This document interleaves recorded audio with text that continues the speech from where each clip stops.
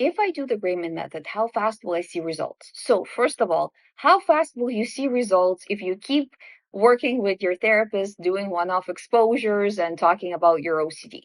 Never. The first of never. That's when you're going to see results, because you're just in management. You're working through one theme and then another theme comes up. You're working through one thought, another thought comes up. So you're just managing. If you do the Greymond method, where globally you reduce all rumination little by little. So today's rumination is less than yesterday's, and yesterday's is less than the day before. So you're working with a concept of all rumination, doesn't matter what it was about, is getting reduced to zero little by little throughout the month.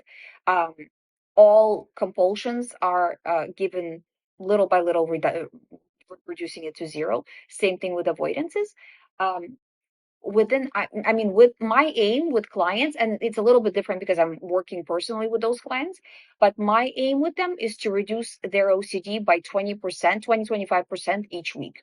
So that's what we try to do, and we're pretty successful. So that's what you can expect if you actually put effort into doing recovery work with the Greymond method. If you're using some other method, good luck to you, but that's just management. This is not management. This is full recovery. And again, I want to state, because a lot of the times you hear online, well, full recovery just means management because that's the best you can do in OCD. No, full recovery means where your brain understands that this no longer is important to you, to the point where it stops sending you OCD thoughts entirely. Entirely. And it is going to take a little bit of time to get there. It will not take a month to stop receiving the thoughts.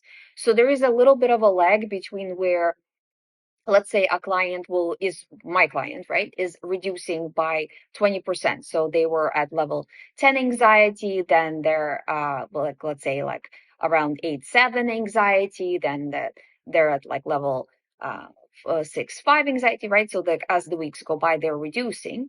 But when they get to, let's say by the end of the month or a little bit longer, they got to zero rumination, zero compulsions, zero 0-1 anxiety, something like that. But you need to keep tracking and being on top of it because you're not healed. The second you start to feel zeros, like I don't have anxiety anymore, it's great, is not the same second that you need to stop recovery work, because it's still dormant. Your brain just came out of a very serious situation and it can easily snap back into it.